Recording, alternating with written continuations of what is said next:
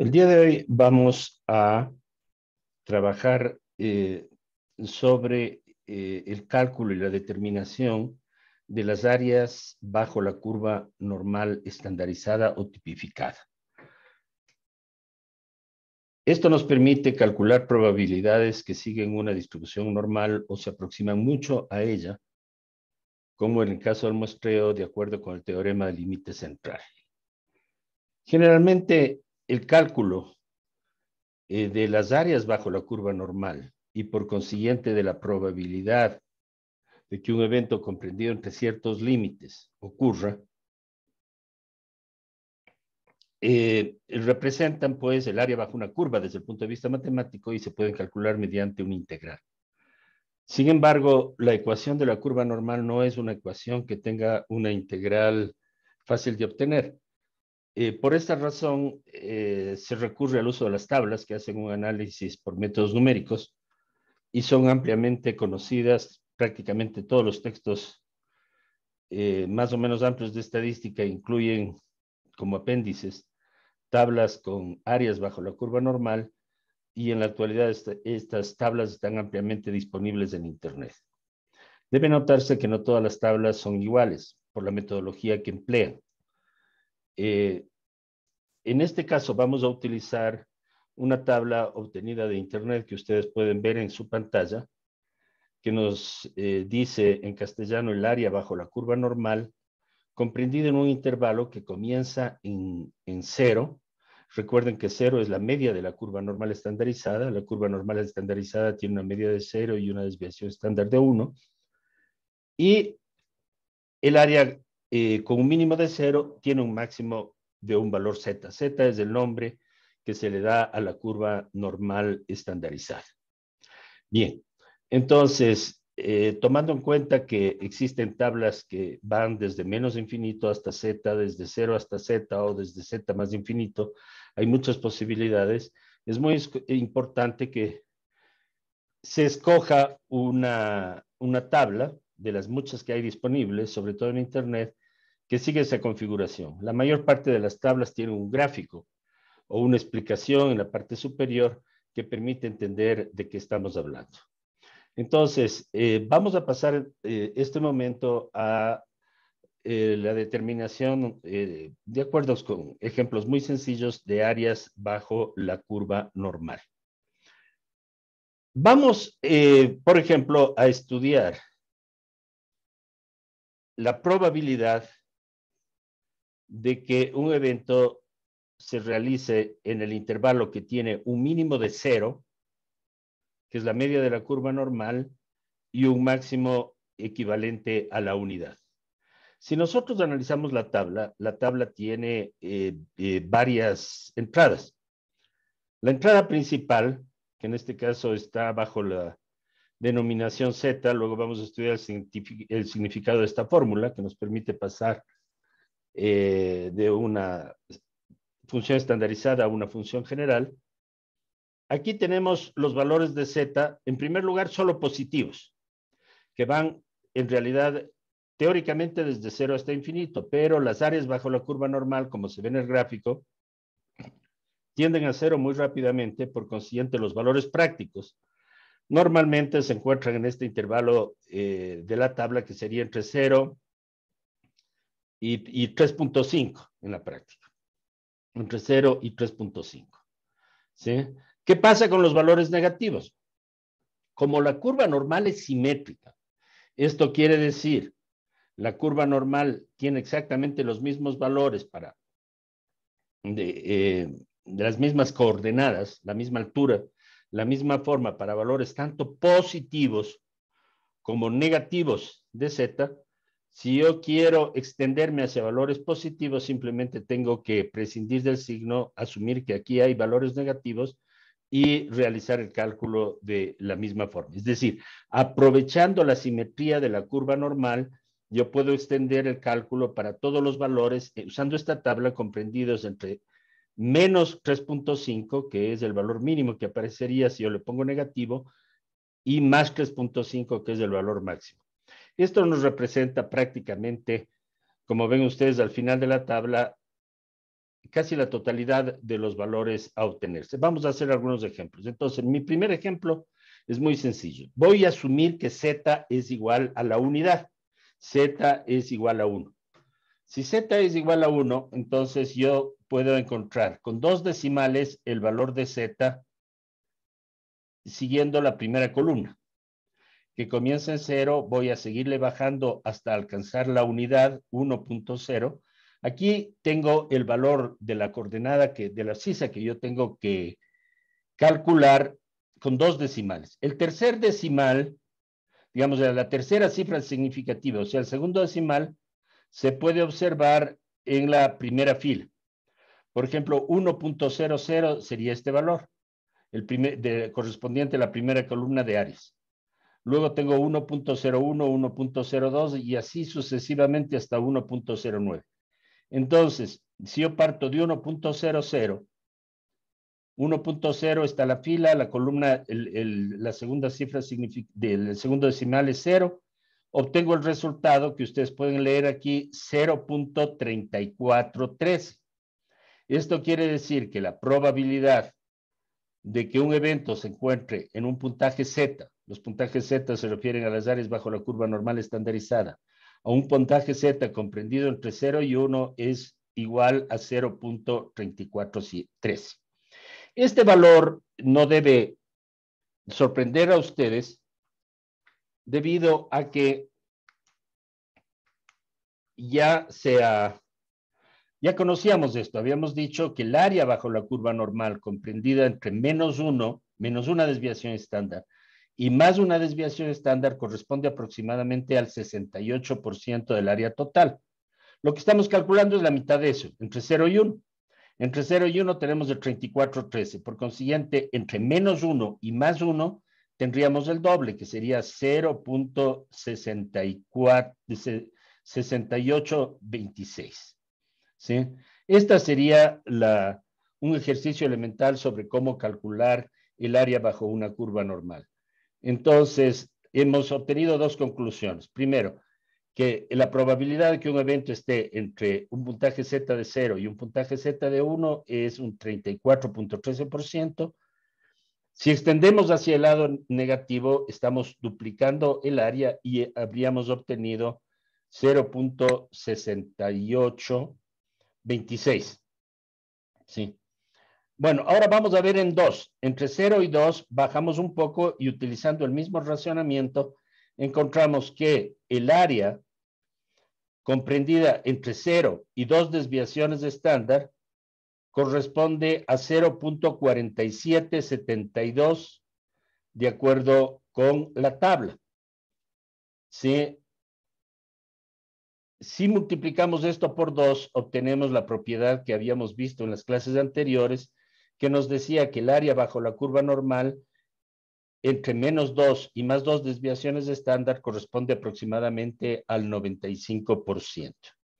Y finalmente, si avanzamos y nos movemos a 3, entre 0 y más 3, tendríamos el 49.87%. O sea, volviendo al gráfico, estaríamos casi al final y estamos cubriendo casi el máximo del área posible, que es 0.5, porque el máximo de estas tablas es 0.5, ya que estamos solamente en la mitad derecha del gráfico. La otra mitad tiene 0.5 y, como siempre, en toda función de probabilidad, el área total comprendida bajo la curva es igual a la unidad.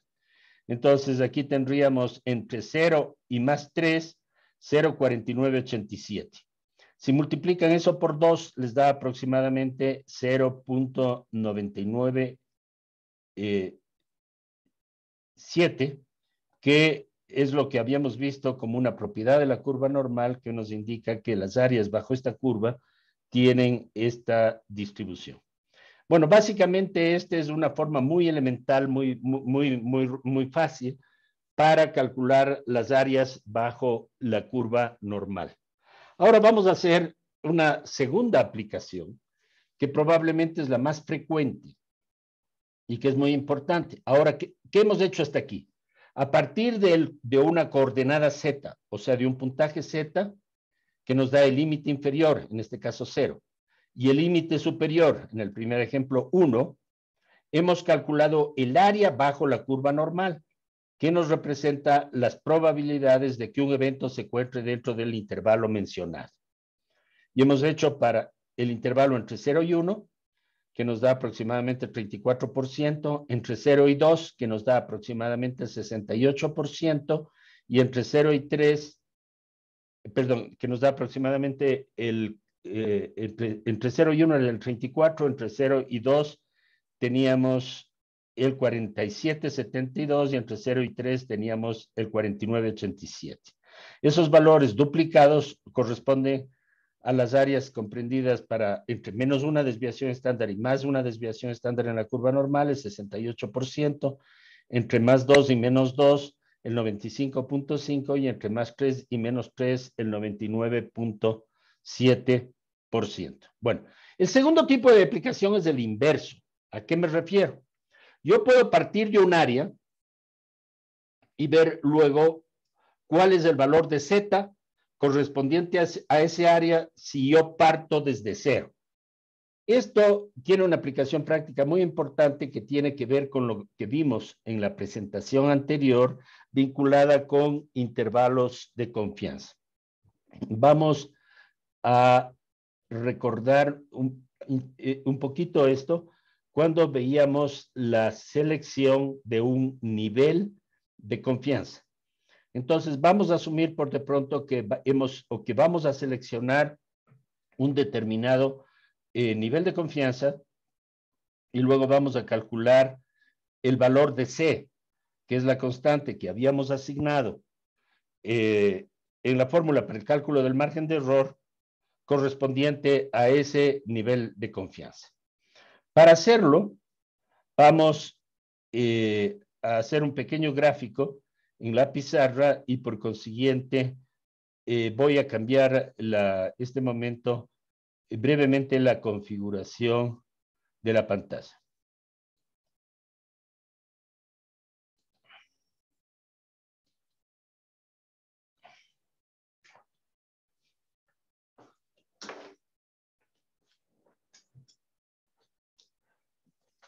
Bueno, tengo que arreglar un poquito la pantalla. Este momento, me olvido.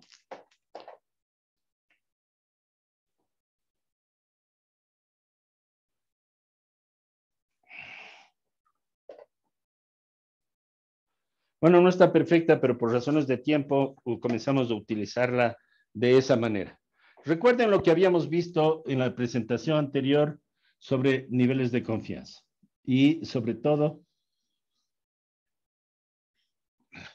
vamos a tener una variable X. Recuerden ustedes que estábamos viendo la distribución muestral de la media de X. Entonces yo les decía que la distribución muestral de la media de X, de acuerdo con el teorema del límite central, sigue una distribución aproximadamente normal que tiene una media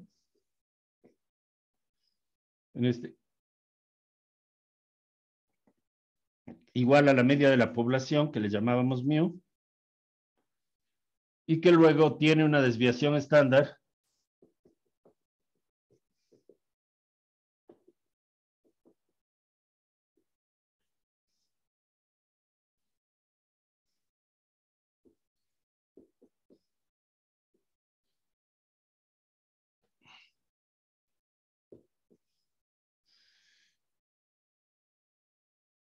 el error muestral en la distribución de la media era igual a una constante C multiplicada por la desviación estándar de la población y dividido para la raíz cuadrada del tamaño de la muestra. Esta es la fórmula que estábamos utilizando. Bien, entonces, ahora, ¿qué es lo que vamos a hacer? Les decía que el primer paso para la determinación de este margen de error consiste en obtener un valor para C. C es una constante que no depende de la forma en la que se realiza el trabajo de campo, sino básicamente tiene que estar predeterminada por el investigador. Y el investigador parte de un nivel de confianza alfa. Y les había dicho que los niveles de confianza más frecuentes comenzando por el más pequeño, son 0.90, 0.95, 0.99, y vamos a tomar uno bastante alto, 0.999. ¿Qué me da el nivel de confianza? Me da la probabilidad de que la media de la muestra se encuentre dentro del intervalo determinado. Esta probabilidad nunca es del 100%. Es decir, toda estimación basada en muestreo o toda estimación estadística está sujeta a un margen de error. Por consiguiente, siempre hay el peligro de equivocarnos. Vamos a tomar el caso más frecuente y vamos a decir que alfa es igual a 0.95. Pero primero debemos recapitular. ¿Qué propiedades debe tener alfa? Alfa es un número que me da la probabilidad de acertar. Entonces, este alfa tiene que ser cercano a 1. No puede ser igual a 1, porque si es igual a 1, entonces el área bajo la curva normal tendría que ir de menos infinito a menos infinito y tendríamos un margen de error infinito. Tiene que ser menor. Segundo, este valor tiene que ser cercano a la unidad. Por consiguiente, es recomendable que, como ven ustedes aquí, tenga un mínimo de 0.9 y un máximo, en este caso, digamos, hay otros máximos, sobre todo en física, pero normalmente en la mayoría de los trabajos científicos podemos tomar un máximo de 0.999. Entonces vamos a asumir que nosotros tomamos un 95% del área bajo la curva. Esto quiere decir que aquí yo he escogido que el área bajo la curva normal,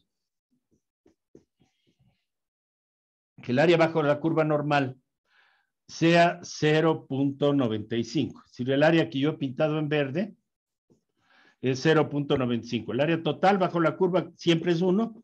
Yo voy a tomar 0.95. Y lo que yo voy a buscar, en este caso a través de las tablas, es cuál es el valor de C que corresponde a 0.95. Esto es lo que yo tengo que encontrar. Este C para luego poder calcular el margen de error. ¿Cómo obtengo C? Esto es muy, muy fácil, pero vamos a ir por pasos. La primera cosa es dibujar lo que yo estoy buscando. Voy a hacer un gráfico muy chiquito indicando lo que acabo de hacer. Lo que yo estoy buscando es que si yo tengo un área centrada en el 0, en la curva normal tipificada o estandarizada, y que esta área vale 0.95, yo quiero encontrar cuál es el valor de C, que es esta coordenada, para el puntaje Z. Bien. El problema es que las tablas no me dan desde menos C hasta más C, sino que solamente cubren la mitad. En consecuencia, lo que yo debo buscar en las tablas,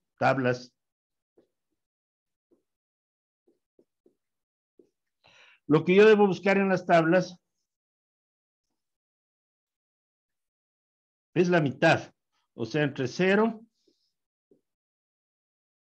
y C. Porque las tablas solamente me dan la una mitad bajo la curva normal, o sea, me dan esta área. Ahora, esta es un área centrada en 0, que es la media de la curva normal estandarizada. Por consiguiente, esta mitad tiene que ser igual a la otra mitad, porque por razones de simetría, entonces, si el área total es 0.95, el área de la tabla sería igual a 0.95 sobre 2, que esto me da 0.475. Entonces, con este valor tengo que ir a las tablas. Ahora voy a seguir la segunda parte de este análisis, volviendo a las tablas, y por eso tengo nuevamente que cambiar la pantalla.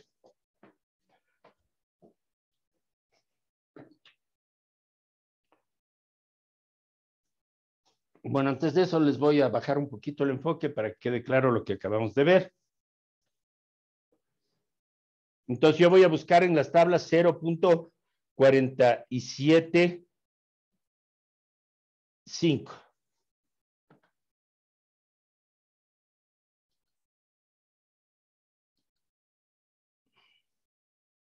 Para ello voy a compartir la pantalla con ustedes e ir nuevamente a la curva normal tipificada. Ahora ya no conozco Z, Z es la incógnita, lo que yo conozco es el área. y el área que estoy buscando es 0.475, que es la mitad de 0.95, esta área pintada aquí con gris oscuro. Entonces, tengo que avanzar de los resultados de las áreas que están aquí, que comienzan en 0 y terminan prácticamente en 0.5, cuál es el valor de la coordenada Z, que en este caso me va a dar C, correspondiente a 0.475. Observe que los valores van subiendo. Aquí ya tengo 0.34, aquí tengo 0.43, yo tengo que buscar 0.475. Y efectivamente, cuando yo tengo aquí un puntaje Z de 1.9, tengo 47.13 y va subiendo, hasta que al final tengo exactamente el valor. Este es un resultado bastante afortunado. Es este 0.4750 que tengo aquí. Para este 0.4750, la coordenada Z me va a dar, voy para acá y encuentro 1.9 y la última cifra, si voy para arriba, es 6. Entonces, el resultado obtenido es 1.96. Este es el resultado que yo obtendría si es que yo deseo tener un nivel de confianza de 0.95. Entonces, de nuevo voy a cambiar la configuración del video, regresar a la pantalla. Bueno, aquí tengo la pantalla al mismo tiempo. Entonces, esto lo puedo ampliar. No.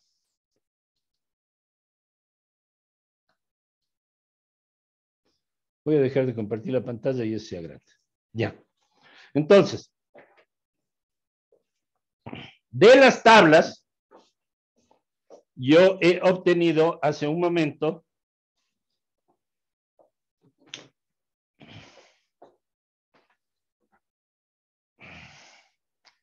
que C es igual a 1.96.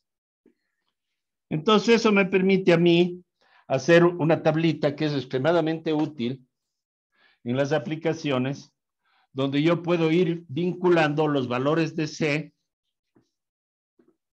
y esta tabla la vamos a completar en unos minutos, con los valores de alfa. Recuerden, alfa es el nivel de confianza y C es el valor de la coordenada Z. Entonces voy a hacer una tablita. Aquí voy a poner mis niveles de confianza y aquí voy a tener el valor de C. Y voy a hacer para los siguientes valores numéricos. El más bajo es 0.90. Aquí voy a poner todos los empleados con frecuencia. El segundo es 0.95. El tercero es 0.99. Y el cuarto que vamos a hacer es 0.999. Esto cubre la gran mayoría de las aplicaciones prácticas. Hemos visto que si yo escojo un área de 0.95, tengo que dividir para 2. Para ir a las tablas, la mitad de 0.95 es 0.475. Viviendo en las tablas, obtengo un valor de 1.96. Ahora voy a repetir el experimento las otras veces para los valores de 0.90, 0.99 y 0.999. Vamos a ir para 0.90. Este momento a las tablas.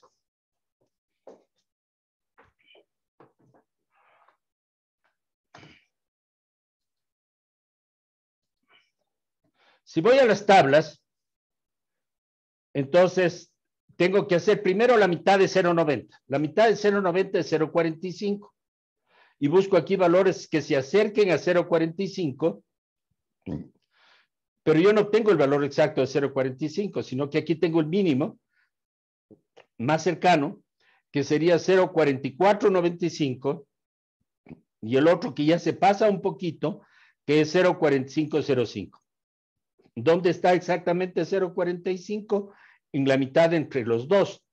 Entonces, yo tengo que buscar las dos primeras cifras significativas, que sean 1.6, luego tengo que pasarme al valor inferior, 4, Entonces yo tendría 1.64 y el siguiente 5, 1.65. El promedio entre 1.64 y 1.65 me va a dar el valor que estoy buscando, que es 1.645. Entonces, en consecuencia, yo puedo poner aquí 1.645. Ahora voy a buscar para 0.99. Repito el procedimiento, más o menos igual. 0.99 no hay en la tabla como área, porque solo está a la mitad. Recuerden ustedes la configuración gráfica. Entonces, ahora tengo que calcular la mitad de 0.99, que es 0.445. Yo busco 0.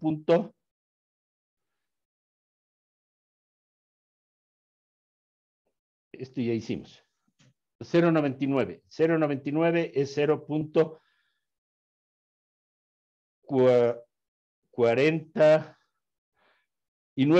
0.495.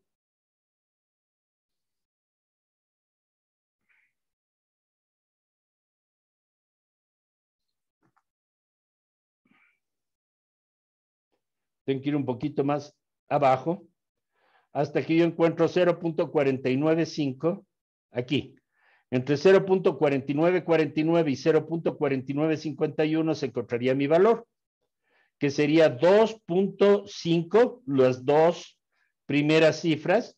La tercera cifra se encontraría en el valor inferior de esto, que es 7, 2.57,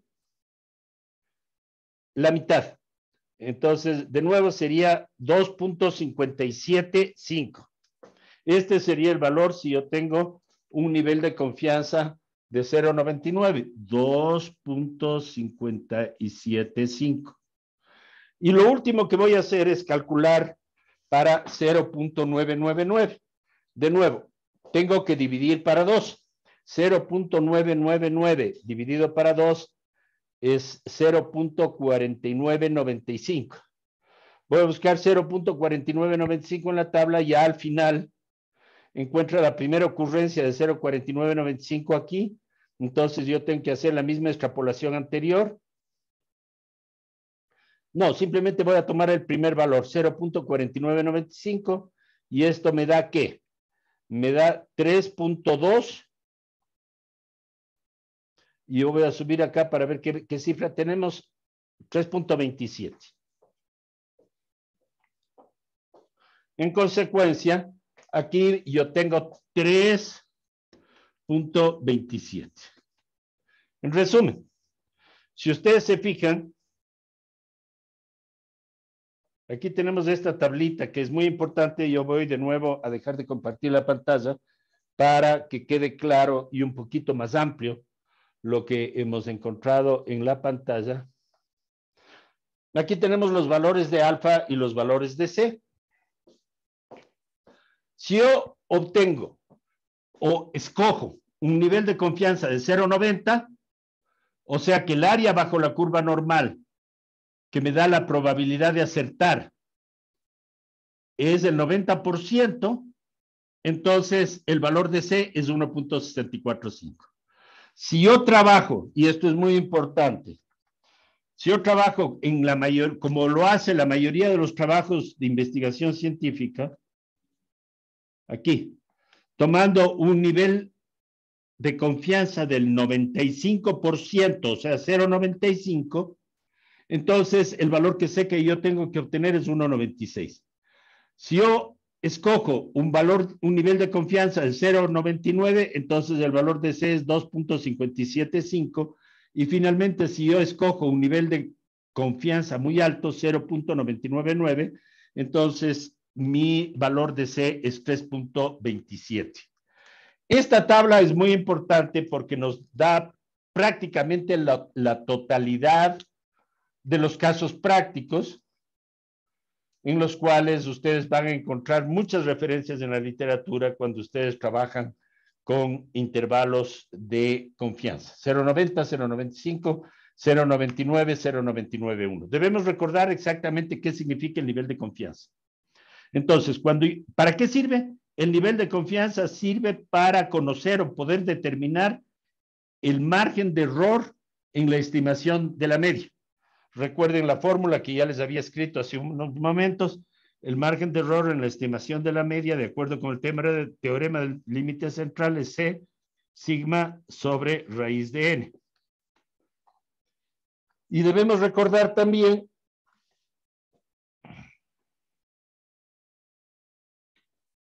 C sigma sobre raíz de n. Esto es muy fácil. Margen de error, lo que estoy buscando, sigma me da la desviación estándar de la población y n es el tamaño de la muestra. Entonces, si yo tengo una muestra de 400, la raíz cuadrada de 400 es 20. Entonces, aquí pongo 20. Si la desviación estándar de la población es 10, pongo 10. Pero lo que yo no conozco es C. Y C viene determinada en forma a priori por el investigador escogiendo un nivel de confianza. Primer paso, escojo el nivel de confianza. Puedo quedarme dentro de estos límites. No, normalmente son los que más se usan casi siempre. Escojo uno de ellos. Si no saben cómo escoger, escojan 0.95. ¿Cómo se escoge alfa? De acuerdo con dos cosas principalmente. El carácter de la investigación, es decir, si es una investigación exploratoria que se realiza la primera vez por parte de un investigador que no tiene grandes antecedentes de trabajo de campo en esa ubicación, ¿sí? Normalmente es conveniente partir de un nivel de confianza relativamente bajo, digamos 0.90. Si yo estoy haciendo un estudio estándar, normalmente en investigación científica escojo 0.95. Cuando yo me subo a 0.99 o a 0.999 si yo quiero estar lo más seguro posible de que los resultados de mi investigación se encuentren dentro de este intervalo de confianza. ¿Sí? Entonces, o sea que, en definitiva, si es que mi probabilidad de acertar es 0.99, mi probabilidad de equivocarme es el 1%, 0.01, porque siempre tienen que sumar 2. O sea, esta área verde y las colas tienen que sumar 1. En consecuencia, en ese caso, mi probabilidad de equivocarme va a ser muy baja. En este último caso, si yo escojo un nivel de confianza de 0.999, mi probabilidad de equivocarme es 1 de cada 1000. ¿Por qué no entonces nos subimos siempre a los valores más altos? Porque mientras más alto obtenga C, yo voy a necesitar un N mucho más alto también para obtener un margen de error determinado. En consecuencia, las muestras van a ser más caras. Es decir, las muestras con valores de C más altos van a ser más caras y por consiguiente van a ser más difíciles de obtener. Entonces, normalmente lo que se busca es un equilibrio entre el presupuesto de una investigación, los valores disponibles y los resultados que se quieren obtener. Pero solo, como les decía, si son estudios confirmatorios sobre temas muy delicados, normalmente se requiere valores de confianza lo más próximos posible a la unidad. Bueno, esta es la aplicación principal hasta el momento de las tablas para el cálculo del área bajo la curva normal y por consiguiente de la probabilidad de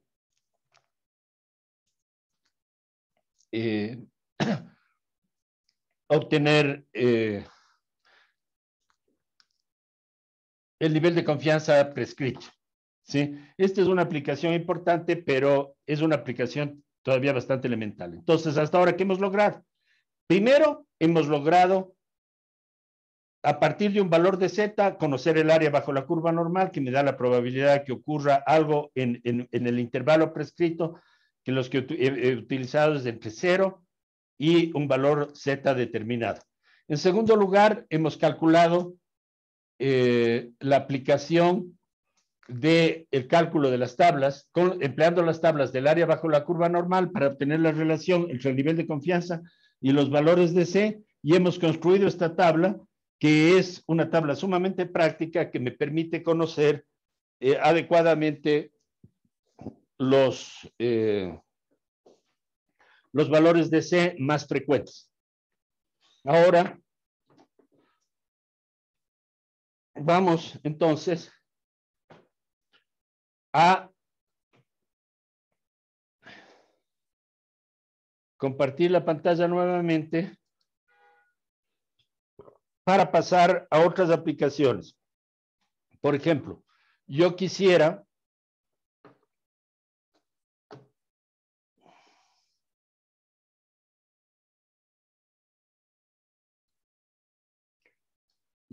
ahora estudiar la probabilidad de que un evento se encuentre no entre 0 y Z, sino entre Z1 y Z2, cualquier valor. Y yo voy a hacer un gráfico para explicarles esto para que ustedes tengan un poquito más de agilidad en el manejo de las tablas. Vamos a borrar esto. Y vamos a hacer un tercer caso ligeramente más complejo que el anterior. Entonces, vamos a asumir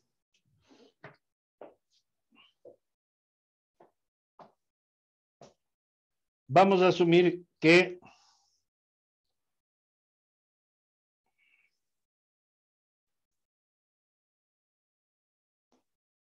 nosotros tenemos, de nuevo, la curva normal. La voy a poner aquí, muy esquemáticamente. Y en la curva normal, la curva normal estandarizada tiene un valor medio Z igual 0. Aquí va a tener un valor Z1 y aquí va a tener un valor Z2. En este caso inicial ambos van a ser positivos y yo tengo que estudiar el área comprendida entre Z1 y Z2, esta área de aquí. Entonces, ¿cómo hago esto?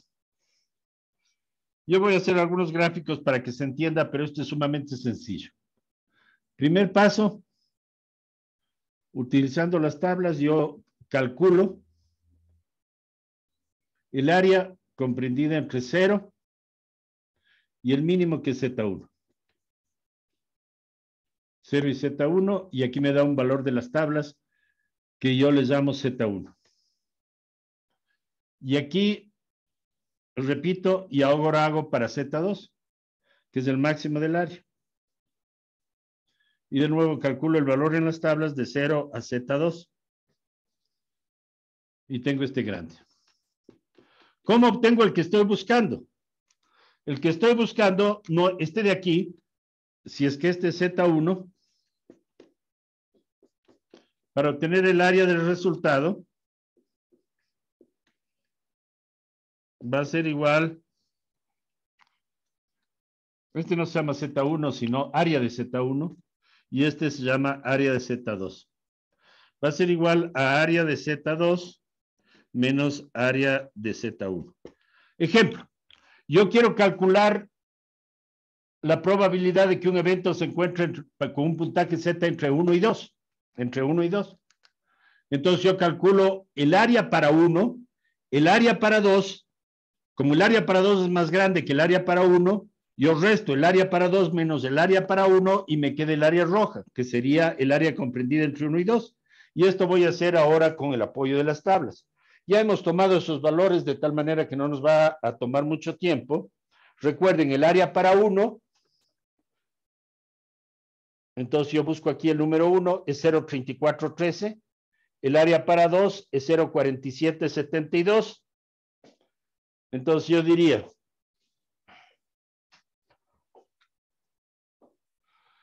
el área para 1 es igual a 0.3413 de las tablas. El área para 2 es igual a 0. Me parece, si no me equivoco, 4772. Por consiguiente, el área comprendida entre 1 y 2 va a ser igual a 0.4772 menos 0.3413, que es igual a 0.1465 o algo así. No, sí creo que está bien. O bueno, lo que salga. Exactamente, 0.146 aproximadamente. Entonces, este es el resultado. Esto quiere decir que, tomando los puntajes Z, la probabilidad de que un evento se encuentre entre un valor de puntaje Z de 1 y un valor de puntaje Z de 2 es igual a más o menos el 14.6%. Bueno, tomando eso en cuenta, Ahora vamos a ver una aplicación mucho más vinculada con el mundo real. Bueno, antes de esto, yo sí quisiera explicarles una cosa. Depende del signo de los valores de Z1 y Z2. Si yo sumo o resto, por ejemplo, yo les voy a poner un ejemplo aquí, en el cual Z1 es negativo, por ejemplo, menos 1.5, y Z2 es positivo, por ejemplo, más 2. Entonces, en este caso es muy fácil. No es necesario que yo reste, no debo restar. Calculo aquí, a este le voy a llamar el área 1, a este le voy a llamar el área 2, y como es evidente en el gráfico, no tengo que restar, sino que tengo que sumar. Entonces yo tengo, el área 1 es el puntaje que me dan las tablas para de menos 1.5 a 0. Bueno, esto no está en las tablas, por supuesto que no está, porque menos 1.5 es un número negativo y las tablas solo tienen números positivos. Pero utilizando la simetría, yo conozco que 1.5 y menos 1.5 tienen el mismo valor, que en este caso, como ven en las tablas, 0.4332. Entonces, el área 1 es igual a 0.4332. El área 2, que corresponde a 2, esto ya hemos visto, es 0.4772. Y por consiguiente, el área total que yo estoy calculando va a ser igual a área 1 más área 2, lo que es igual, bueno, lo que sea, a más o menos 0.91. Este es el resultado. Entonces hay un 91% de probabilidades de que un evento tenga un puntaje Z comprendido desde menos 1.5 a más 2. En resumen, cuando los signos de los extremos del intervalo Z1 y Z2 son opuestos, yo debo sumar las áreas. Cuando los signos de los extremos del intervalo, como hicimos en el caso anterior, son iguales, o sea, ambos positivos o ambos negativos, yo tengo que restar los resultados. Bueno, esto es bastante intuitivo y depende del caso, pero hay que hacerlo con bastante claridad para evitar errores. Entonces, hasta aquí hemos visto cómo calcular los valores de los puntajes Z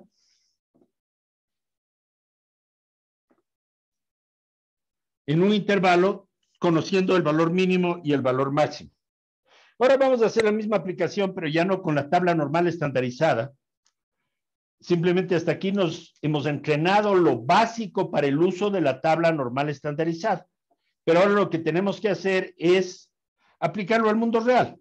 Entonces, vamos a suponer, volviendo al tema de las estaturas, que sigue una distribución normal, que la estatura de una población humana del mismo sexo y adulta tenga una media de 165 centímetros. Supongamos, yo no quiero decir que sean valores súper objetivos, pero estoy tomando cifras sencillas para que el ejemplo funcione. Y conozco que tiene una desviación estándar de 10 centímetros. Esto yo no sé si sea absolutamente exacto desde el punto de vista antropométrico, pero no importa. Vamos a tomar esta distribución. Entonces, mi pregunta es, yo tengo que calcular la probabilidad de que si yo de esta población selecciono una persona al azar, su estatura se encuentre, por ejemplo, entre 1.60 y 1.85. ¿Sí? Metros, o sea, 160 a 185 centímetros.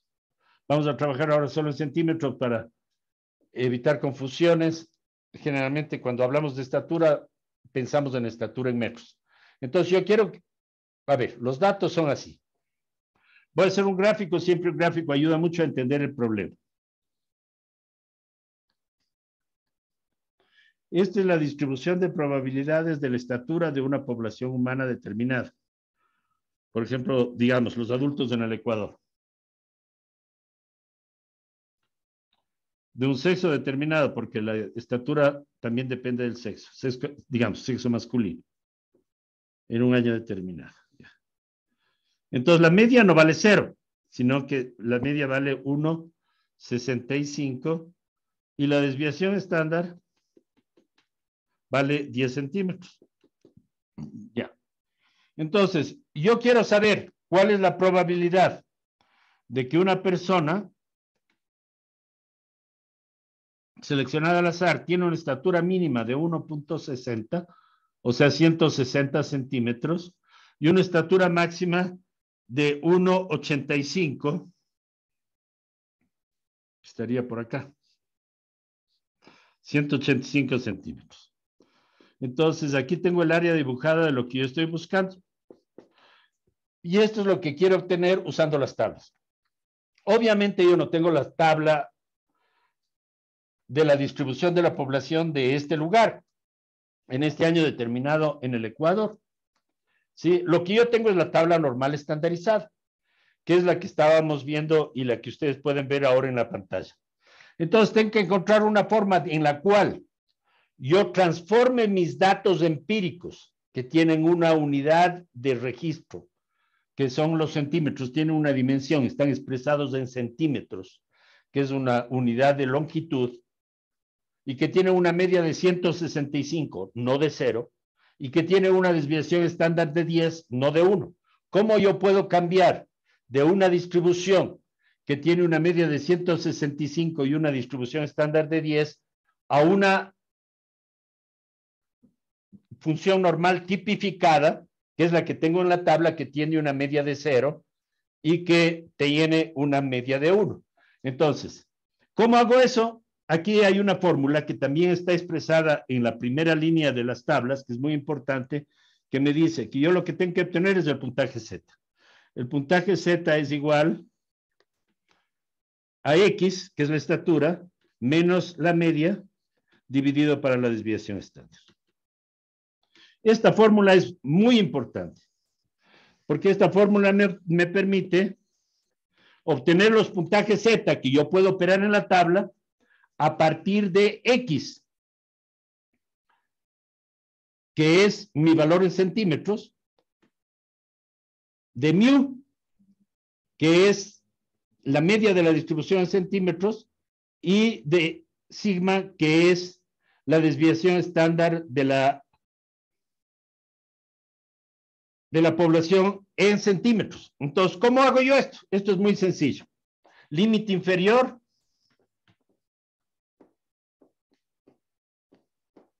que yo le voy a llamar X1 es igual a 160. Entonces yo tengo que encontrar Z1. A ver, Z1 me va a salir negativo. ¿Por qué? Porque está debajo de la media. La media es 1.65, me va a salir negativo. Entonces yo tengo 1.60 o 160 en centímetros menos la media 165 dividido para 10, que es la desviación estándar. 160 menos 165 menos 5 dividido para 10, Z1 es igual a 0.5, pero negativo. Menos 0.5. Y ahora calculo el máximo. El máximo es X2. Es igual, ¿cuánto salía? 185. Y ahora tengo que obtener Z2. Z2 es igual a 185, perdón, 185 menos la media, que es 165 dividido para 10. 185 menos 165, 20 dividido para 10 es 2. Por consiguiente, Z2 es igual a 20 dividido para 10 a 2. Entonces yo ya tengo los puntajes Z y ahora todo lo demás lo tienen que hacer ustedes utilizando simplemente la curva normal tipificada. Entonces tengo que encontrar el área para Z1,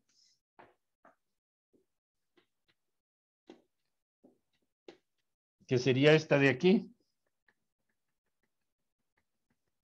que es el área comprendida para un valor de menos 0.5. Yendo a las tablas,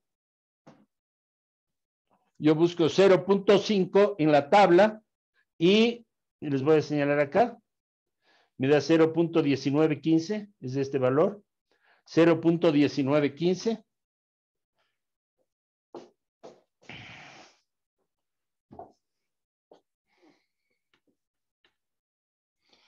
Ustedes dicen, no hay el valor negativo, no importa, porque por simetría, menos 0,5 y más 0,5 tienen la misma área. Y ahora voy a dibujar en verde la secundaria, que este es el valor de 2. Este ya lo hemos hecho varias veces. Me parece que área para Z2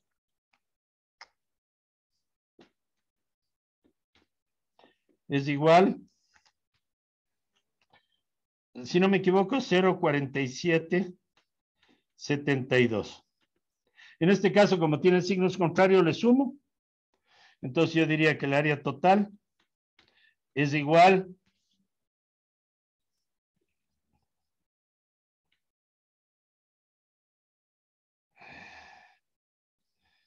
a 0,6687. En resumen, la probabilidad de que en esta población una persona determinada tenga una estatura comprendida entre 1,60 y 1,85, o sea, entre 160 y 185 centímetros, es el 66,87%. O sea, dejando de lado los decimales, más o menos las 2/3 partes. Las 2/3 partes de la población estudiada, en este caso, van a tener estaturas comprendidas entre 1,60 y 1,85.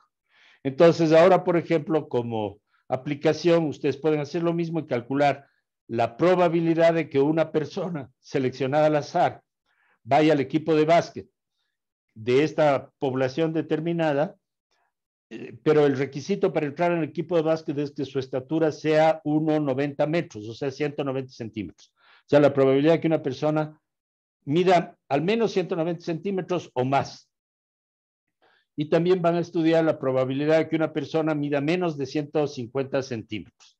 Estas aplicaciones no las vamos a hacer en este momento porque son sumamente sencillas, pero me dan una idea determinada de lo que se puede realizar. Bien, la última parte de esta presentación se va a referir a la aplicación, ahora sí, con todos los conocimientos que tenemos, de el cálculo del tamaño de una muestra si nosotros conocemos el margen de error o del cálculo del margen de error si nosotros conocemos el tamaño de una muestra. Y esto lo vamos a hacer muy brevemente con los dos ejemplos que les acabo de explicar. Esto es básicamente una aplicación de lo que estudiamos en las presentaciones anteriores. Pero estos ejemplos son muy importantes porque nos permiten concretar cómo se pueden realizar los cálculos en escenarios concretos. ¿Cuál es la fórmula que vamos a aplicar? La que acabamos de ver de acuerdo con el teorema del límite central. El margen de error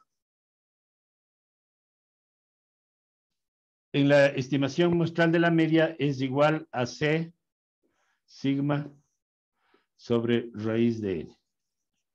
Para los ejemplos prácticos voy a tomar que alfa es igual a 0,95. O sea que estamos cubriendo el 95% del área. Y por consiguiente, el valor de C, como hemos visto al principio de esta presentación, es igual a 1,96. ¿Sí? Entonces, vamos a partir de un ejemplo. ¿Sí? Vamos a volver a la población que estábamos analizando hace un momento, donde decíamos que mu es igual a 1,65 metros, 165 centímetros, y sigma es igual a 10 centímetros. Entonces, si estamos trabajando con esta población, conocemos la desviación estándar de la población, yo quiero hacer una nueva medida de esta estatura, digamos, no en este pueblo, sino en un pueblo parecido. Entonces voy a asumir hipotéticamente que no cambia la estatura y quiero saber, voy a asumir un margen de error determinado por la teoría, el margen de error en la estimación de la media. Supongamos que va a ser 5 centímetros y quiero calcular el tamaño de la muestra.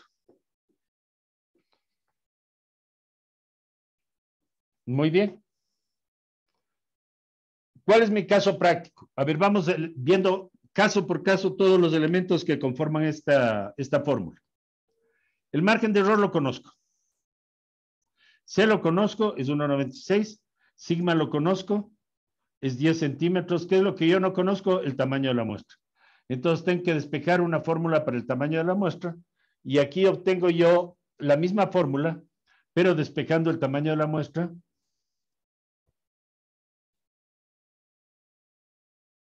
El tamaño de la muestra. ¿Cómo despejo el tamaño de la muestra? Si es que esto no les resulta muy claro, yo tengo que pasar... a ver.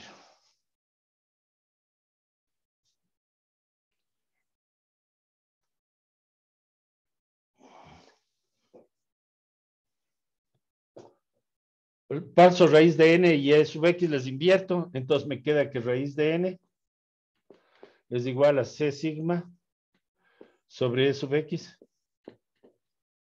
Elevando todo al cuadrado, n es igual a c cuadrado, sigma al cuadrado, dividido para e sub x al cuadrado. Aplicando esto, n sería igual a 1.96 al cuadrado multiplicado por 10 al cuadrado, que es 100, dividido para 5 al cuadrado, que es 25. Por consiguiente, n es igual. Vamos a hacer, digamos, un redondeo. 1,96 más o menos 2. 2 al cuadrado, 4 por 100, 400.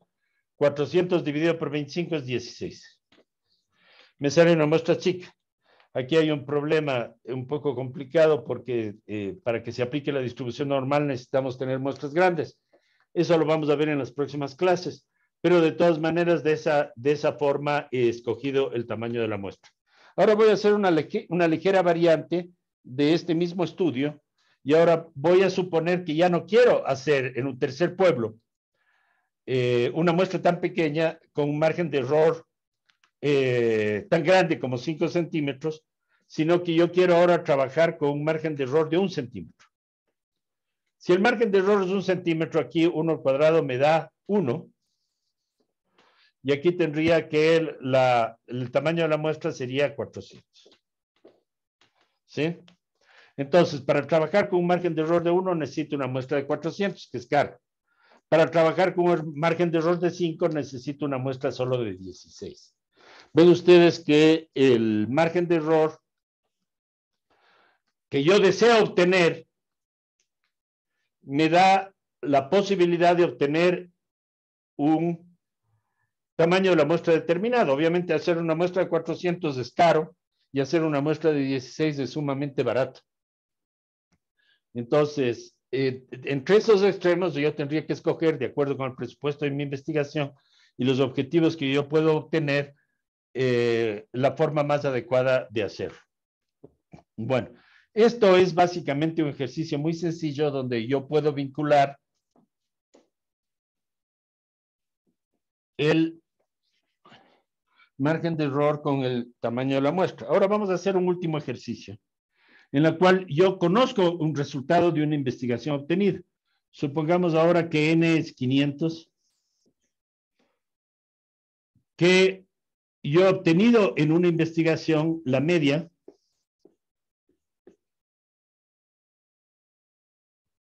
de una variable determinada, por ejemplo, de los años de estudio, 7 años de estudio de la escolaridad de una población,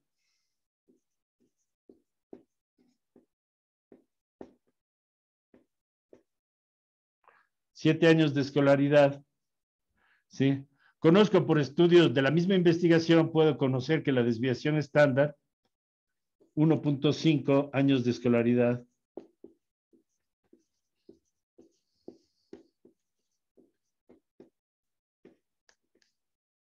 Yo quiero saber los intervalos de confianza de esta investigación. Entonces, lo que yo tengo que determinar es el margen de error en la estimación de la media. El margen de error de la estimación de la media va a ser igual a C sigma sobre raíz de n, que es la fórmula que acabamos de deducir hace unas presentaciones del teorema del límite central. No tengo C. Entonces yo tengo que asumir de nuevo un nivel de confianza. Como les digo, esto es una investigación más o menos estándar. Entonces, mi nivel de confianza asumido es igual a 0.95, por consiguiente yo sé que C es igual a 1.96. Entonces, el margen de error es igual a 1.96 multiplicado por sigma. No tengo sigma, pero tengo S, 1.5, dividido para raíz de N, raíz de 500. Para hacerlo rápido, no pongamos 500, sino 400, que tiene una raíz bastante sencilla, raíz de 400. Entonces, de nuevo, vamos a asumir que 1.96 es próximo a 2, 2 por 1.5 es igual aproximadamente a 3 dividido para 20. Entonces, esto es igual a 0.15. Esto es bien importante. Entonces, ahora sí puedo determinar los resultados de mi encuesta. ¿Cómo puedo determinar los resultados de la encuesta? Yo puedo establecer un intervalo de confianza, y este es un concepto nuevo, un intervalo de confianza para esta investigación. Vamos a recordar solamente el final, 0.15. Entonces, yo diría que en esta investigación, en este pueblo específico, yo puedo decir, en este pueblo, la media real de los años de escolaridad de la población se encuentra entre la media de la muestra, que es 7, el mínimo sería 7 menos el margen de error. Ya he determinado que el margen de error es 0.15 hasta 7 más 0.15. Entonces, mi media real se encuentra entre 6.85 y 7.15 años de escolaridad. He determinado entonces una estimación por intervalos. Esto quiere decir básicamente, yo puedo volver a mi curva normal.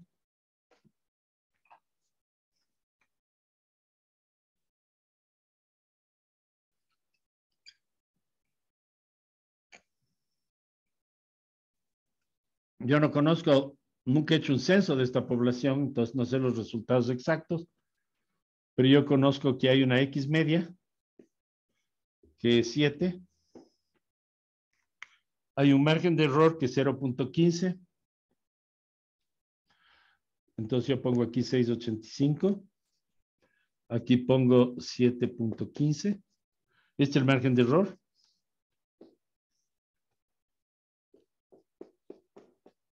Y esto es lo que obtengo yo con mi encuesta.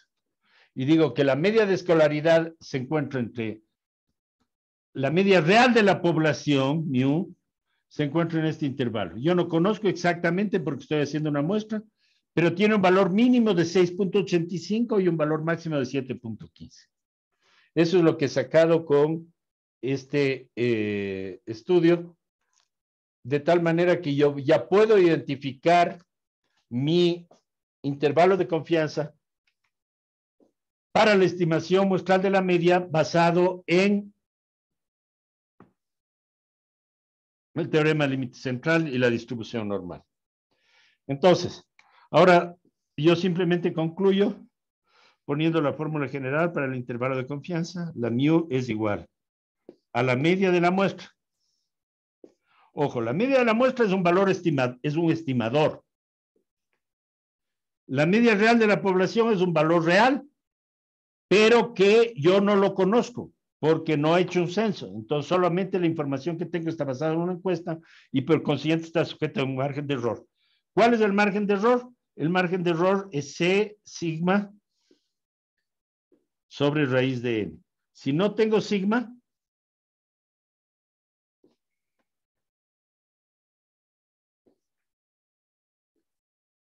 yo puedo usar ese como una aproximación. Esto me aumenta un poquito el margen de error, pero ya el cálculo de la diferencia es despreciable. Entonces, esto me da a mí la fórmula general. Aquí está. Esto me da a mí la fórmula general para obtener un intervalo de confianza de una investigación basada en el muestreo. La media real de la población, mu, se encuentra en un intervalo que tiene un mínimo, que es la media de mi muestra menos el margen de error. Y tiene un máximo, que es la media de mi muestra más un margen de error. Este margen de error es C sigma sobre raíz de E. Esto es entonces la fórmula más importante que nosotros podemos usar con el objeto de establecer intervalos de confianza en estudios basados en el muestreo. Bien, entonces, con esto terminamos la presentación de hoy y en las próximas presentaciones daremos casos especiales, como son las muestras relativamente pequeñas que tienen menos de 30 unidades y también algunos factores de corrección de esta fórmula cuando la población es muy pequeña, que esos llamamos factor de corrección por población finita.